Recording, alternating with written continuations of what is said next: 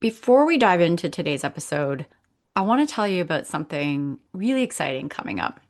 First of all, there is something very sacred about Peru. Jen and I visited there 22 years ago, and something big shifted for both of us. I think you might have felt it if you've even looked at pictures of Machu Picchu. You can feel what might be there. Now we're going back, and you are going to want to join us for your own life-changing journey. At the end of March, we're going to be hosting a 9-day retreat in Peru's Sacred Valley, which is where Machu Picchu is. It's designed for women in midlife who are ready to feel that sense of wonder, that sense of awe, to become spiritually connected in a new way, to feel fully alive. This is not a vacation, it's not a trip, it's a sacred adventure. Imagine waking up in the middle of the Andes Mountains, sharing meals with like-minded women, and transformational ceremonies that help you remember who you are beneath all the doing and the busyness. If something has stirred inside of you when you hear me talking about this, it's not by coincidence, it's a sign. Your heart, your soul is calling you to this. At the time of this recording, we only have 8 spots left. So if you are feeling called to this, act fast. Head over to midlifewomenrising.com/Peru to learn more and book a quick call with me. Welcome. This is the Midlife Rising podcast. If you're just joining us, we are in the middle of a 2-part series where we're talking about the chakra map of midlife. This is something Jen and I came up with. And the reason was that what we see is that most women going through perimenopause or menopause have been told that this is purely a physical problem that needs a physical solution.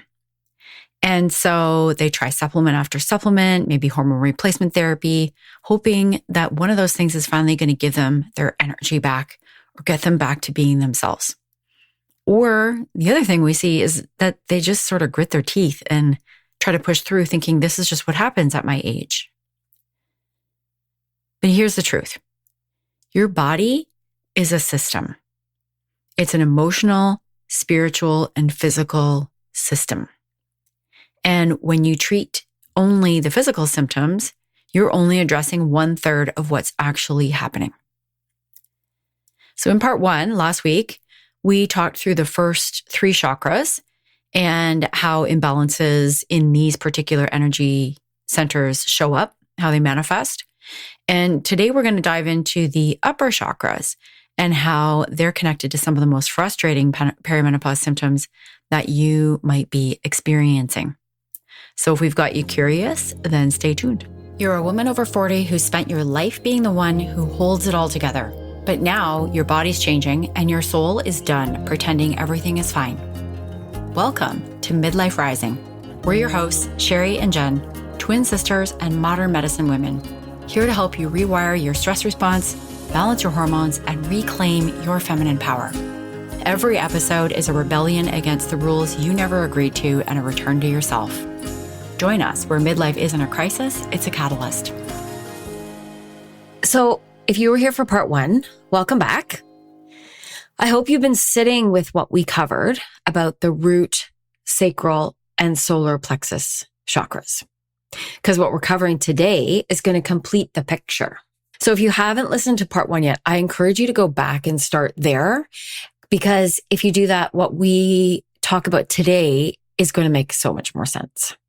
Because today we're moving into the upper 4 chakras, which is your heart, throat, third eye, and crown.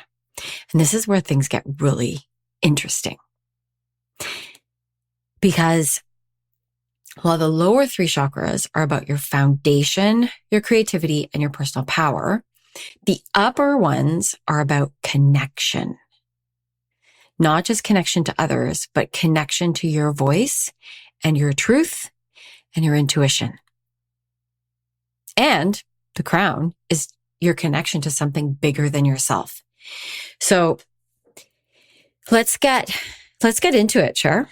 Where do we want to start? We're going to start at, maybe really quickly, some of the symptoms that midlife women experience that are more aligned with these top 4 chakras.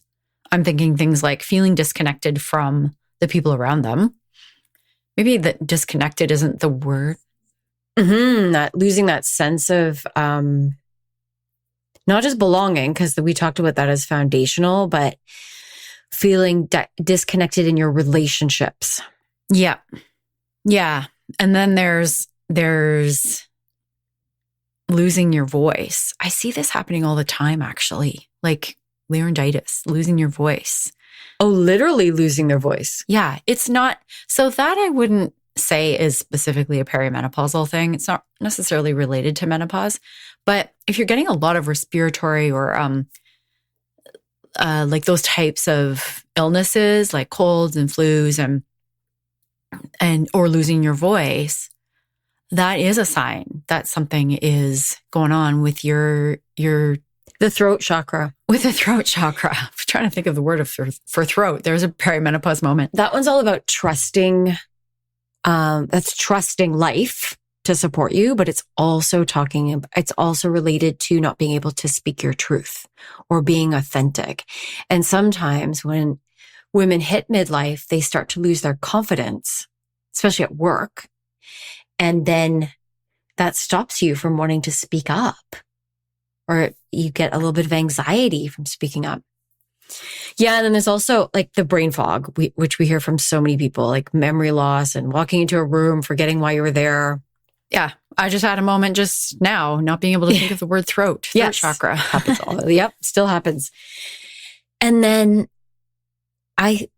we know that for a lot of women, they're looking for something more at this point of their life. It's like, okay, I've raised my children now, or their children are at least kind of in today's day, kind of in their teenage years. And they're like, well, now what? Like, what is my purpose, but what next? Yeah. This isn't the end of my purpose or my legacy, my whatever you want to call that. So what we've been talking about through the last episode is that these aren't actually just random symptoms. They're your chakras screaming for rebalancing.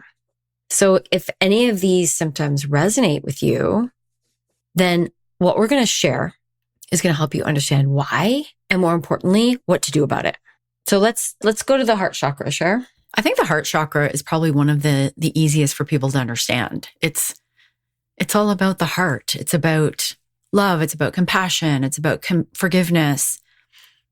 The heart center is our emotional center. The heart chakra is really all about opening to receive love, not just to give it. It's where a lot of our emotional buildup sits in the heart. It's our emotional center. Especially certain emotions. Yeah, certain emotions, yes. Because we talked last week about how shame actually sits in the womb chakra and anger sits in the solar plexus. So the emotions that are in line with the heart are things like love, like compassion, forgiveness. I think we should talk about the organs though that are related to this first. Sure. Okay. Like just to get an idea of like where, like we know this sits in your heart, but it's not just about the heart. It's about the lungs. It's about the shoulders. It's about the middle and upper back. So if you get pain underneath your shoulder blades, breasts, all these organs, arms are related to heart chakra. And so the symptoms that you get in those areas could be related, or it could be your body talking to you, sending you a signal that there's some emotions out of alignment. Yeah. And there's so much that can happen at this chakra, Jen. Like we sort of think about the womb as being that's where everything is happening in midlife, but it's actually not. Like this heart chakra area is so impacted. Some of the things that I experienced myself was that middle back tightness, like that upper middle back tightness, the frozen shoulder. Yep. I know people that have like suffered from frozen shoulder for months, only to find out. Me. Yeah, only to find out like a year later that it's related to menopause. The other one that I don't think a lot of women realize is linked to this is heart palpitations.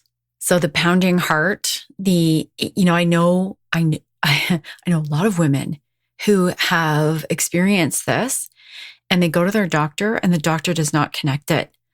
They go through like EKGs and all the tests because they think something's wrong with your heart. And what that is actually linked to your adrenals. So even my husband gets this, actually. Yeah, for sure, of course.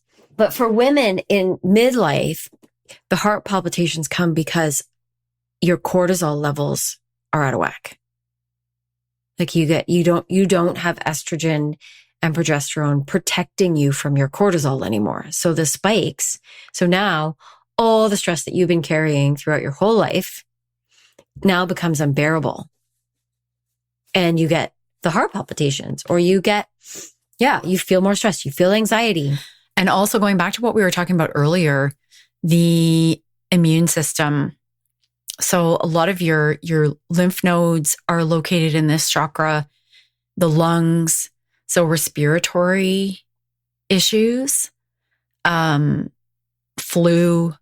colds, the cough that lands in your chest that you can't get rid of. When that's carrying on, I'd start asking yourself, okay, what feels heavy here? What is causing me to not be able to breathe? Not just the fact that you have, phlegm and mucus buildup in your lungs, but what is emotionally causing you to not be able to breathe? One of the big ones that I've seen so many times is, and this is associated with the lungs, is grief. We hold grief in our lungs. Like I remember one friend of mine having it wasn't heartburn, but she was having this feeling like something was sitting there, like at the bottom of her lungs. And it was about, there was a lot of stuff going on in her life at that time, but she had lost both of her parents. And she hadn't processed her grief or her guilt around how it went down.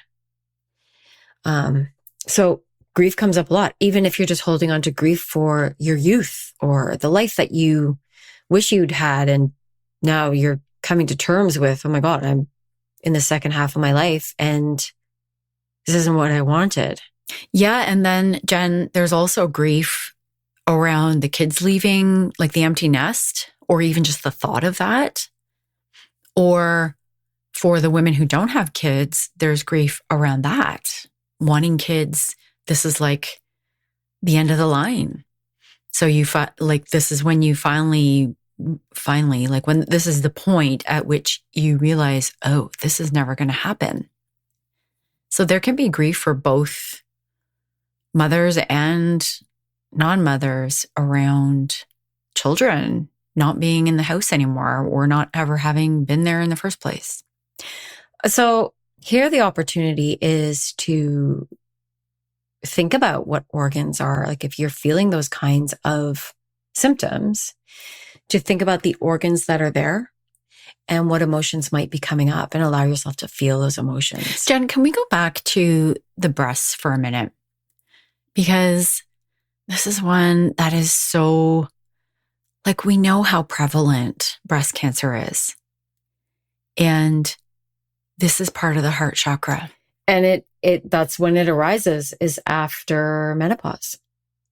It tends to. For many women, it's not. But what I have seen and what I have read is that breast cancer is associated with a lack of self-love and self-nurturing. If you think about the breasts and how they are how you nurture and nourish your child, that is their primary purpose. Breast cancer sets in when you have not been nurturing or nourishing yourself, whether that's your physical body, your emotional or your spiritual, your soul. And I think that is so epidemic in our society, Western culture. Women, they don't nurture themselves. A few years ago, I didn't even realize what nurturing myself meant. And I went to see my Reiki master actually also does treatments, and she has some other modalities that she uses. And I went to see her for my first appointment ever after she had already done my Reiki attunement. And I came into her studio or her little clinic, and she was so nurturing. I almost didn't know how to handle it. Like I didn't know how to receive it. I had never received that kind of almost like mothering. And you could just feel that energy within the treatment itself. And I came home and was sort of processing this. And I remember telling a friend about it. And she said, Sherry, you probably received the nurturing that you never received before. Like, that's what this is. Because I didn't even know how to describe what I had experienced.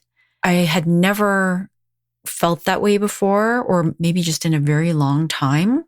And I didn't even know how to receive that. It took me some time to actually really receive that without guilt. I have felt that on numerous occasions in my life too, especially when I've been the most worn down. Not even just worn down from busyness, but worn down from my own self-criticism. Yes. Like, I was at kind of a rock bottom at one point in my life, and I would go in to see my Chinese doctor, and he would put his hand on me, and I would immediately go, oh, like there was something just about same thing. The way that he like just put a hand on my shoulder or whatever it was, or just to hold my wrist to check my pulse. And it was so nurturing, and I couldn't wait to go back every week. I felt it too after your wedding. Remember, I came home from South Africa. It was like this long trip, and then it was Christmas, and it was all crazy. And I was trying to see everybody, and those trips home were always crazy for me because I was trying to fit all kinds of visiting in. Yep. And then I got shingles on Christmas Day and had to go to the hospital on Christmas Day. And then it was your wedding on the 28th. And the day after, so there was so much buildup, and I was so exhausted that, and even like from work before, and then I had a facial the day after your wedding, and I actually cried on that table, and I was like, because I felt so nurtured finally. So just moving on here, I want to say two things. One is that we would never advocate for not going to your doctor if you think you have if you feel a lump in your breast or something like that. What we are suggesting is that when you have a physical ailment, it's an invitation to ask yourself what your body is trying to tell you.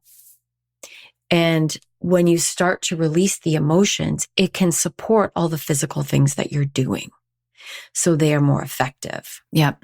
I feel like we could say so much more on this, Jen. Let's move on to the throat chakra. So this one is all about expression. So within the throat chakra is your throat itself, but also your mouth, and it's also your ears. So this one is all about your voice. Your voice box sits in your throat. It's about expressing yourself, expressing your voice, your opinions, your thoughts, and also being heard or unheard. Yeah, it's also about not just truth, but trusting. Authenticity. Authenticity, like speaking your authentic voice, but trusting. Like, this is about trusting the universe has your back. That sits in your throat. Yeah. Other organs in there, thyroid issues, also throat chakra, neck. Like, how many people have kinks in their neck? I do right now. I haven't been able to get rid of it. Haven't figured out what the emotion is attached, but often like stiff neck is like, what direction are you looking? Are you facing the right way? If you can't turn your neck, and I'm turning my neck right now, even though our listeners can't see it, but if you can't turn it, it's a sign that you're being rigid or being inflexible about the direction what you're facing. Literally what you're facing. It's your face. Yeah. Those are all like Again, it goes back to the language we use, eh, Jen? I know, like what you're facing in your life is part of your throat chakra. We didn't talk about this yesterday, but like some of the issues in the root chakra is like irritable bowel and other issues down there. And literally like I don't even want to say this word online, but like a runny tummy or diarrhea is literally being scared shitless about something. So like that language evolved for a reason.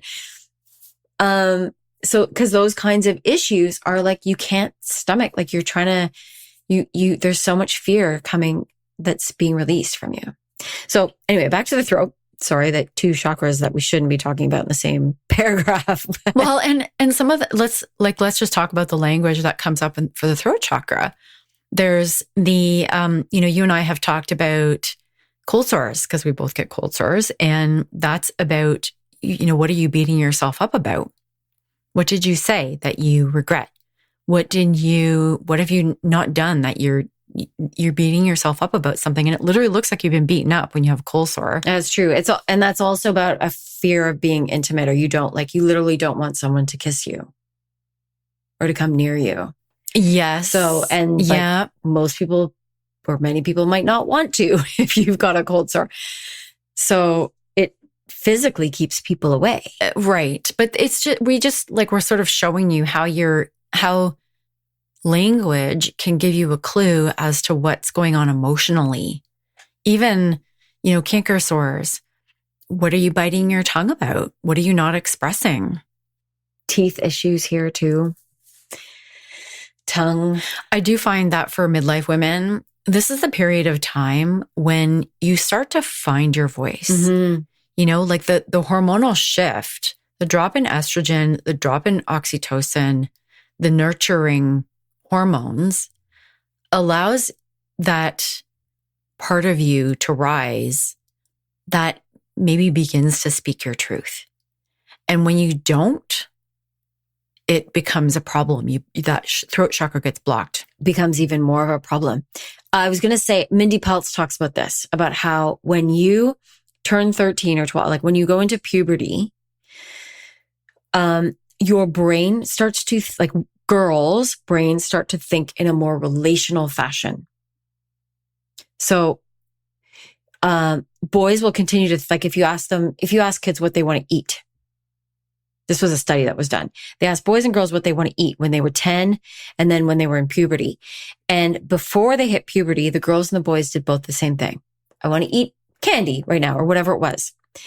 Once they hit puberty, the boys continued to say what they wanted to eat, but the girls said, well, what does everybody else want? And well, what's available? And what do you want? And like they started to think in terms of, how does my response affect everybody else around me? And how is it affected by everyone else around me? So fascinating. I know it is. It's so interesting. So we'd have to link up that study. I'd have to find it. But anyway, so Mindy Peltz talks about that. And then she says, when our estrogen declines and starts to fluctuate in midlife, we start to let go of that relational perspective on life. So we start saying what we want to eat. We start saying what we really want, and it's easier to be more authentic. However, many of us have been conditioned to please everybody else. So suddenly you've got your body screaming at you to be more authentic because this estrogen is dropping and you're not thinking so relational anymore. Your body is encouraging you to start thinking about yourself and prioritizing yourself more. But there's still this conflict because you have this societal conditioning and some conditioning that has come from your childhood that is still sitting in your subconscious that is telling you, no, you want to be more authentic, but no, that's not safe. So you're going to keep pleasing everybody else and making sure that everybody else is okay. And that's why like this feels like such a conflict for some women when you hit this phase of life, because the inner conflict has become bigger. Like your soul has always told you to be authentic. So there's always been that fight. However, now it's an even bigger fight because your body's actually telling you to be authentic too. Yeah, that's so true. And then when you don't do it, you feel symptoms. You have like thyroid issues are huge in midlife. Yes. And that's like blood sugar issues. We already know about blood sugar issues and cortisol and how insulin cortisol balance is so important in midlife. Mm-hmm. But thyroid issues also tend to show up. Yeah. And there's weight gain, there's sleep issues, temperature issues, like that. It's involved in so many different processes in our body. So thyroid is going to cause all kinds of issues. And again, your doctor won't tell you that it's a problem unless it's a big enough problem for a prescription. Which often it's not. Yeah. Like I took my lab results from the doctor who told me there's nothing wrong with you. And I'm like, well, there's something wrong with me because I'm exhausted and like all these things were happening. And so I took it to my naturopath and she said, yeah, your thyroid function isn't at the point where you would need a prescription for it, but it is a little bit low. Hence, feeling blood sugar issues. I can no longer take caffeine as well. Sleep issues, like the blood sugar issues that wake you up in the middle of the night. So, and the hot flashes are related to that as well. So yeah. It's a big problem. Yeah. And so I haven't had to ever get medication for it. And what I've been practicing is listening to my body. Like I've done lots of things with my diet to help support it, and also learned to stop people pleasing so that I express my opinion more. Yeah. We're going to have to get my friend Shannon on the podcast to talk about thyroid because she is an expert in that. And I'll also experience all those things.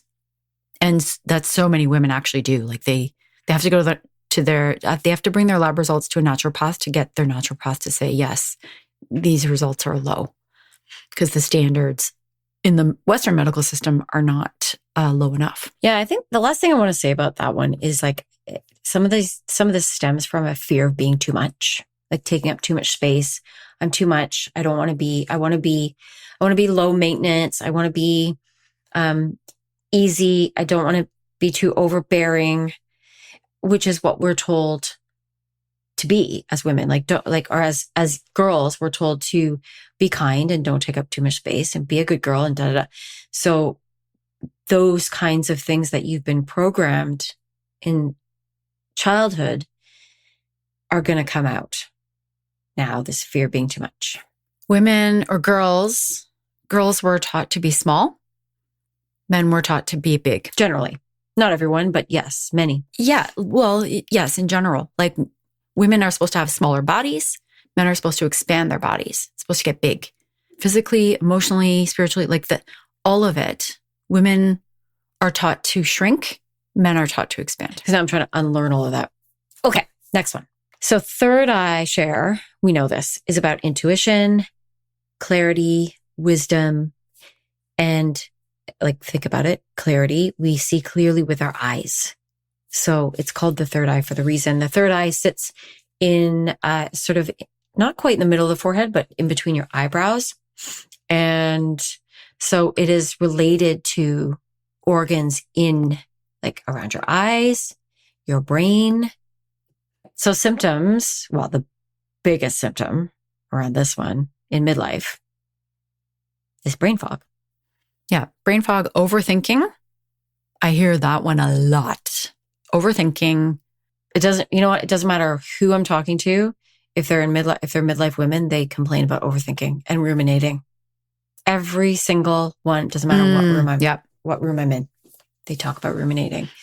And sure, I think we should just talk about brain fog for a second, because I suffered with brain fog for quite a long time without calling it that. For me at work, it meant I had a hard time focusing, which isn't even specific enough. It's more like I would have to read stuff. I kept thinking I was such a slow reader. I was doing my PhD at the time. So I kept thinking I'm such a slow reader, and I was so embarrassed about it because it was taking me so long to read these very dry academic articles. And then I realized it's because I'm reading paragraphs over and over again, because I can't keep the focus, or I'd read it without actually digesting it. And I still find that sometimes, even when I'm reading interesting material, It's an inability to kind of process and digest what you're taking in. It's also the things that make us feel like we're going crazy. You know, like I made a pot of coffee the other day and I forgot to put the basket in. So like so it didn't like make the coffee properly. And I was talking to somebody on the phone on a call the other day and she said the same thing. She's like, yeah, I made coffee and forgot to put the cup there. So she must have had like a Keurig or something. Forgot to put the cup. So the coffee's all over the counter. It's those things, you know, I find like my keys in weird places, you know, find something in the fridge that has no business being in the fridge. It's those things that you're like, oh my gosh. Oh, and the other thing that I have been doing a lot, which is actually really scary, is leaving the gas stove on. And so I think that I've taken off, you know, like I've burned, I don't know how many pots in the last little while.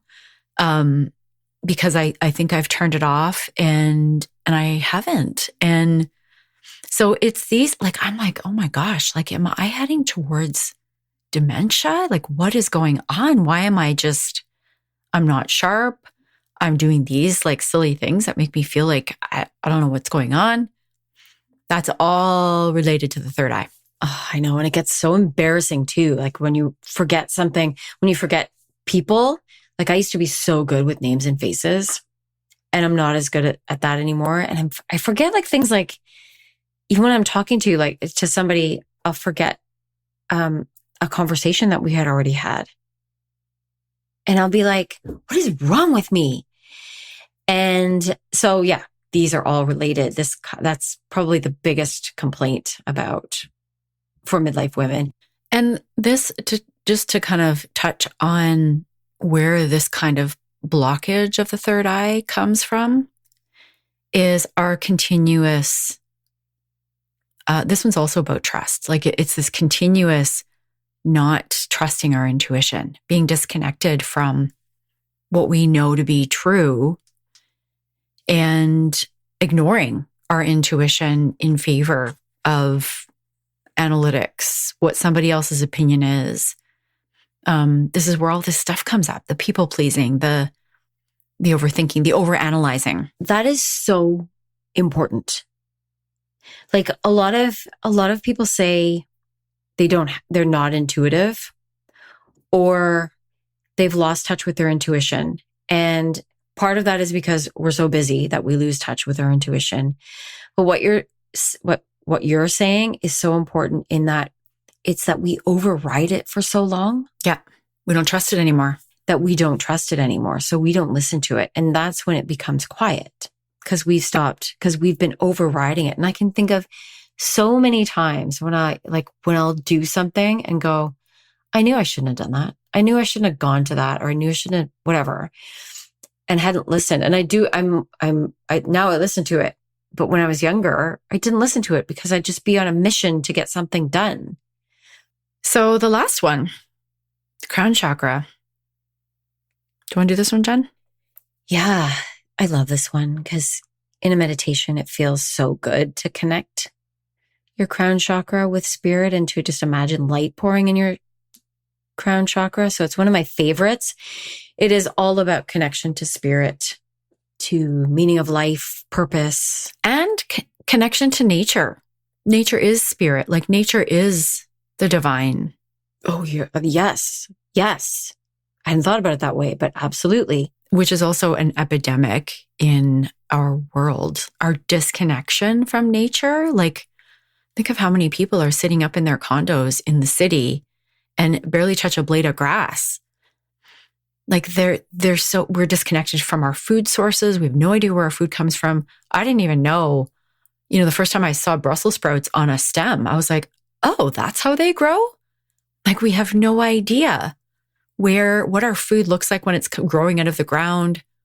We don't know what parts, Mike and I were talking about this, about where on the cow is this cut of beef coming from. Mm-hmm. Yep. We don't know that anymore. No, we don't. I bought fresh ginger the other day from the market, like locally grown ginger. I had no idea. It came with all the stems, which looked like grass, sort of like a blade grass, like a switchgrass maybe. Apparently you can eat the stems too. And the ginger had I almost didn't have to peel it. Oh, because it was so fresh. Like it was so soft because it was so fresh. And I was like, oh, is this how ginger grows? We are so disconnected from nature. And I have to say, like, I love it when Leigh and I go, when my daughter and I go into the forest and we look at mushrooms and we find berries and pick them and eat them. And it's just there's something completely different about eating a berry that you found in the forest than buying it from the grocery store. Well, and you know what I find so fascinating and frustrating? We have lots of berries around where we live. Like I live in the country. I live in forest land. And so there's tons of berries, raspberries, wild strawberries, blackberries, all the things. And so I pick them and I bring them home and I'm like to my husband, like, try these. Look at these. I got these from the forest. And he will look at them and go, I'm not eating those. You just picked those from the forest?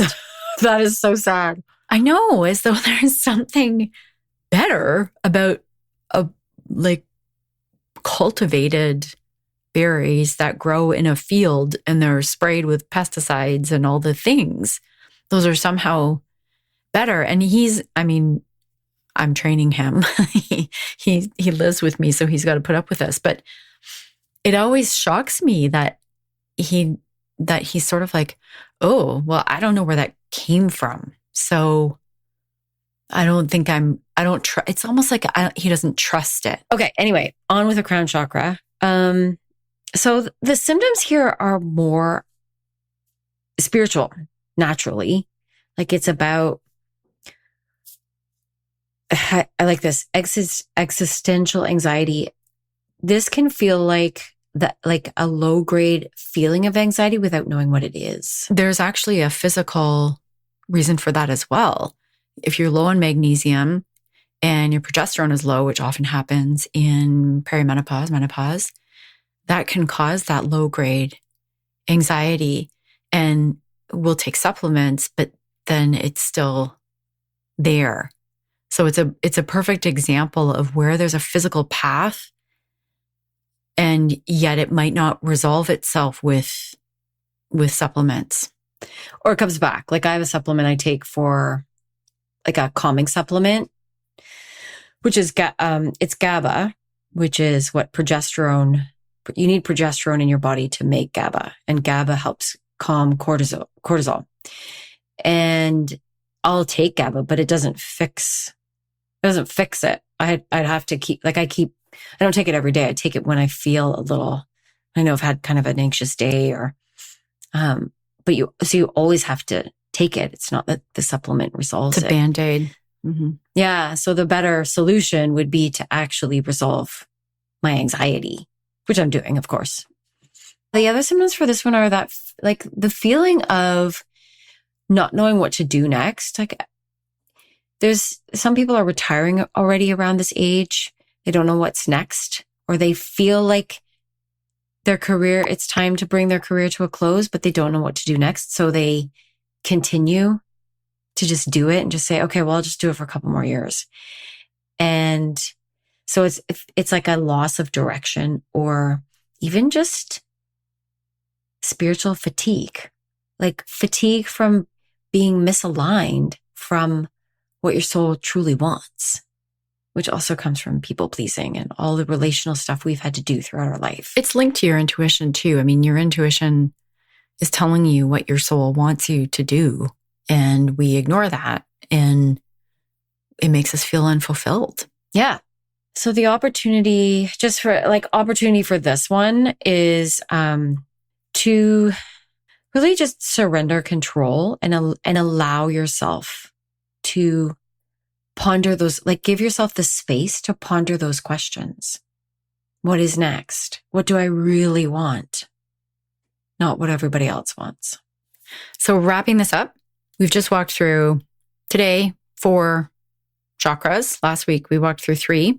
So all 7 chakras. This is the complete map of your energetic, your emotional, spiritual, physical body. And we hope that you're really starting to see how interconnected everything is. So your exhaustion isn't just about hormones. That feeling of being disconnected that we just talked about isn't about life circumstances. It's your system calling out for a rebalancing, maybe for a recalibration, for a reset. And here's what I know. Both of us know this, right, Jem? Working with so many women in midlife, you can kind of understand this intellectually, and maybe you even start doing some practices at home. You know, we've sort of given you the first step in that, which is just to notice and make these connections. That's the first step. But the real lasting transformation, the kind that actually rewires your nervous system and allows you to sort of tap into your true authentic self, your identity at the root, that doesn't actually happen in your living room between Zoom calls or while listening to a podcast, as much as we hope that our podcast is helping you to transform. Yeah. Because you listen to the episode and you get inspired. This happens to me all the time. And maybe you try a few things, but then life happens and all those demands, they come flooding back and you're in the same environment. So of course, it's kind of like the addict who can't, like, they go to rehab and they give up the addiction and then they come back into the same environment and all those same triggers are there and they just, they come back to their addiction. Unless they get help afterwards. But yeah. Yeah. And even then it's really hard. So if you're doing this all in the same environment as all these triggers are, all of these things that have caused you to be this way in the first place, to experience the symptoms, to experience the busyness and the demands of life, you're in the same environment with the same triggers and the same patterns. So a podcast can really inspire you, and we hope that it is, but there's more that you can do. So the real transformation happens when you step out of that daily life, when you give your nervous system a chance to actually reset, not just for an hour or half an hour podcast, but for days. And talking about that connection with nature and the divine, when you're surrounded by that healing power of nature, maybe, hinting at what we're getting to, the ancient sacred sites, a community of women on the same journey, that is when you can really transform. Yeah. Because that's when you're actually feeling it instead of just trying to think your way into a transformation. Exactly. And that is exactly why we are inviting you to join us in Peru this March. We have a retreat coming up. It's a 9-day sacred journey in Peru's Sacred Valley. And it is specifically designed by us. We're using our chakra map for midlife women. And it's women in their 40s, 50s, maybe even 60s who are ready to really start thriving. So this isn't a vacation. It's not a trip. It's not a workshop. It's a retreat. It's an opportunity to really hone in on some of these concepts that we've talked about, on your physical symptoms, your emotional, spiritual, and make a complete transformation, a complete recalibration of your whole system. So if we've got you curious about that, you can go to midlifewomenrising.com/Peru. We'll link that up in the show notes to get more details. And we're coming up on the deadline to join. So click that link and check it out and join us. All right. So last thing we want to say is, if this chakra map was intriguing for you, if it was helpful, let us know. Follow us on Instagram and send us a DM, or share these episodes with a friend. It helps us get our message out. And invite one of them to Peru. Yes, and invite one of them to Peru with us. So we'll see you in the next episode. Thanks so much for listening.